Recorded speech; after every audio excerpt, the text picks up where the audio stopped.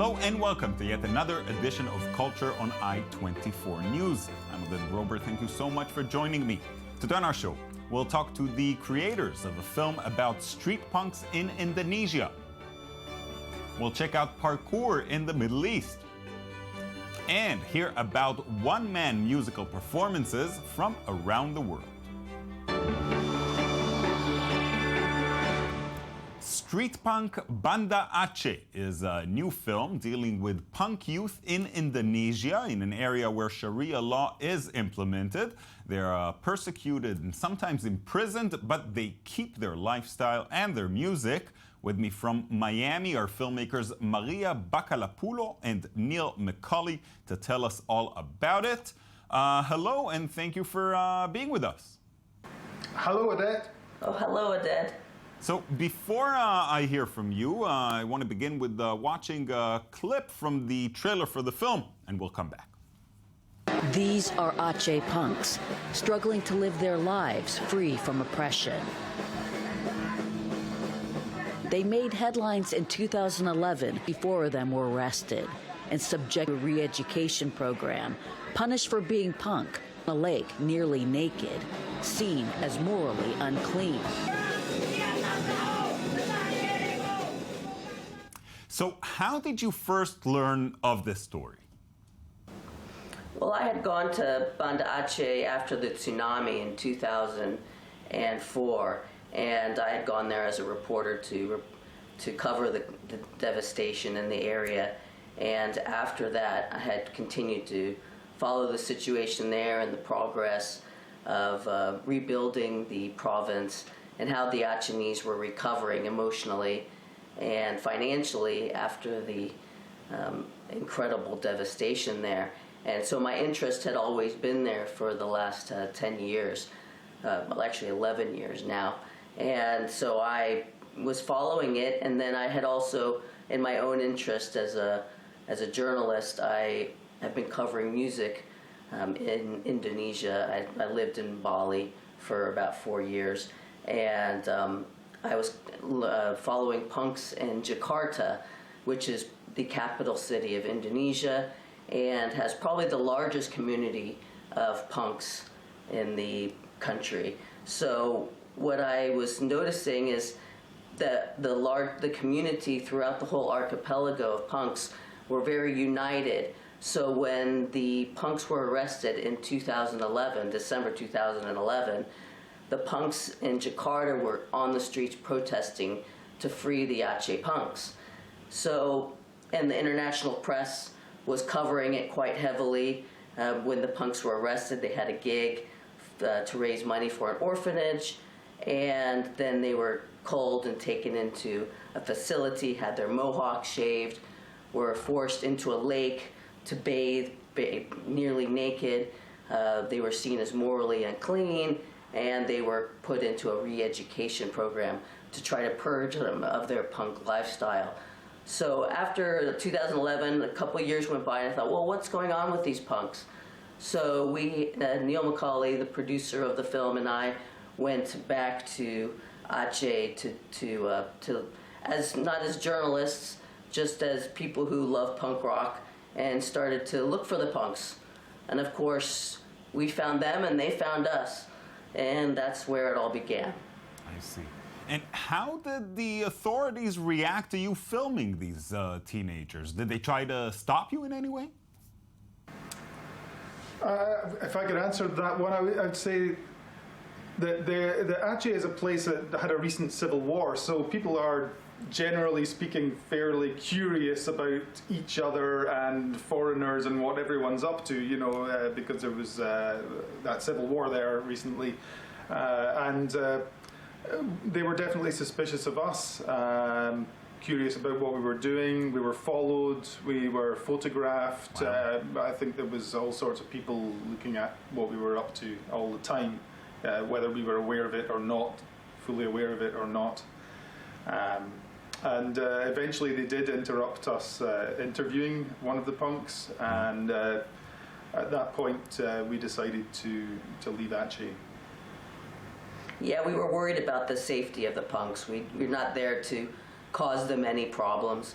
the suspicion is high, and we know that they've been persecuted in a lot of ways over the years, so we weren't there to cause them any problems for our purposes. And what was quite interesting is when we did talk to them, to the punk community, and said, you know, listen, we don't want to do anything else because we fear for your safety. They're like, oh, it's no big deal. This happens to us all the time. Please don't worry about it. Let's just get on with it. And we said, no, that's not really what we're here for, so we left at that point. Right, of course. Now, what do you think is it about punk that these teenagers identify with so much?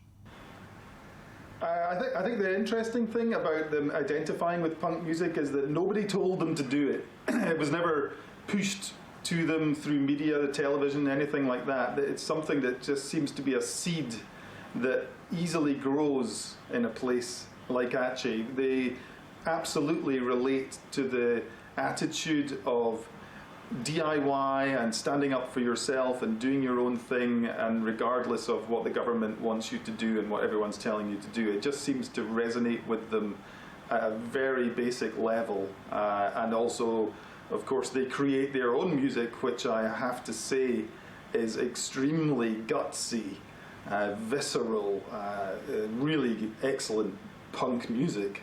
It's not an imitation of anyone else. It's really unique to them.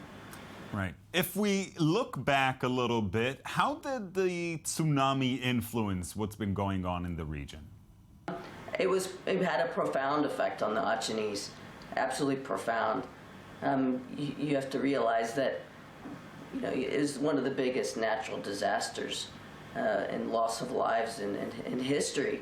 So here you have the Achenese people who already consider themselves very devout. You know, Aceh is referred to as the veranda of Mecca because it was where Islam was introduced into Indonesia. So they consider themselves very devout. So here you have this massive, you know, loss of lives. So they definitely looked inward, and they wanted to find out, you know, they felt like they did something wrong. Maybe they weren't devout enough, and maybe this was a sign that they needed to become more devout. So that's what they did. They became, you know, incredibly devout, and anything that had to do with religion or any guidance in that way, they took to heart, and they definitely wanted to, you know, ensure that they weren't doing anything wrong in their minds, of course, you know. Of course. Now, the film is available right now to view on Vimeo, right? Vimeo? If you look up Vimeo on demand and go to Street Punk Banda Aceh, you'll find the film, and, you know, we're hoping to raise funds that way to help the punks' DIY projects. They do amazing, you know, T-shirts and artwork, and it's really incredible. And, you know, we want to keep supporting them, so that was we felt the best way to do that. Sure is. All right, thank you both so much for taking the time to speak to us, and best of luck. Goodbye, Oded. Goodbye, Oded. Bye-bye. Now, throughout the Middle East, there is one thing people everywhere have in common, and I'm talking, of course, about parkour. Daniel Campos brings us more on this athletic phenomenon. Iraq, Afghanistan, Iran. Parkour is a hit in the Middle East. But of all parkour groups in the Middle East, the Parkour Gaza and Free Running team is likely to be the most famous, often making news headlines around the world. In 2015, they were featured as the tour guides of Gaza for the Guardian newspaper's response to graffiti artist Banksy.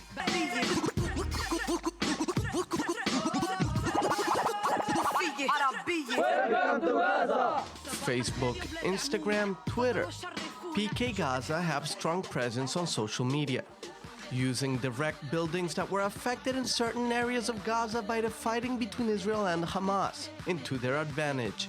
From Norway to Italy, Gaza Parkour team has traveled the world. And I know the street can tell we sort of had it too much to carry. How we ever gonna manage? Both look like we're not ready. But obstacles still remain, as they face travel restrictions from Egypt and Israel, sometimes limiting their amount of participation in international competitions. We received invitations from Spain, Libya, Qatar, and Algeria to travel and represent Palestine, but we couldn't get out of Gaza because of the closure of the crossings.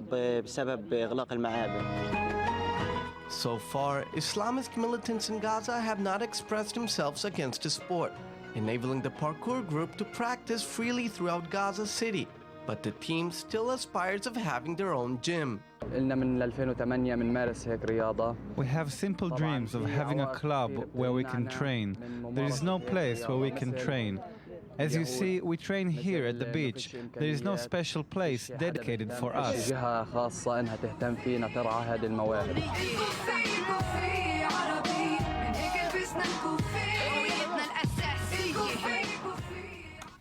In a moment, we'll check out some one-man bands, but first, here's our cultural recommendation for today.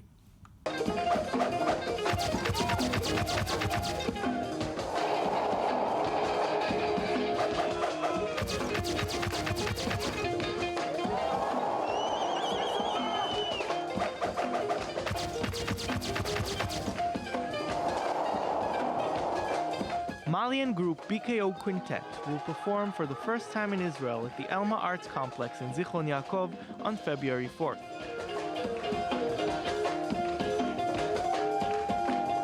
The quintet is made up of 5 men of diverse backgrounds and musical influences. They mix funk, groove, and traditional Malian sounds and instruments, bringing together the guitar of the griots and the lute of the Bambara hunters, and developed an urban music style rooted in secular tradition.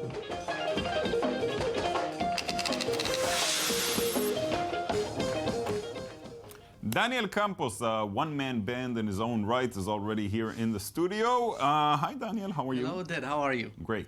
We're ready to meet the whistle man? Born ready. Lay it on me.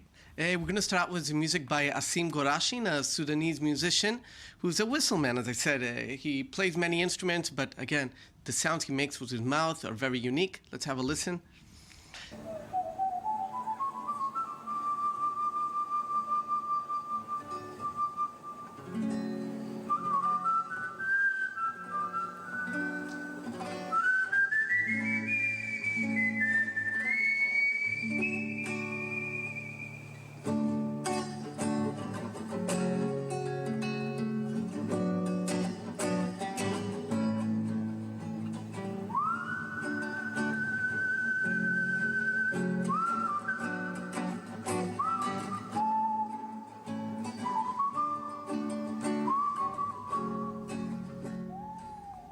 I could listen to that all day. He was the world whistling champion in 2009, and he works very hard to Should mend. have opened with that, world whistling champion. Okay. And he goes around mending tribal differences. He invented a theory which he calls conscious listening, in which he grabs 2 tribes which are enemies, and he records a song which brings in elements of both tribes, and then has both tribes listen to the song and hopefully bring peace. That's a very interesting Sufi musician, Sufi ideology as well. That's amazing. So he's a very talented man. We can see that. And now we know that he puts his talent to good use. That's really something. Absolutely. Asim Gorashin. All right. We'll definitely remember that name. And now we're going to move on to learn about Raul Midon, a blind musician. He's half Argentinian, half African American. He himself was born in New Mexico, and he is the trumpet man. Let's see.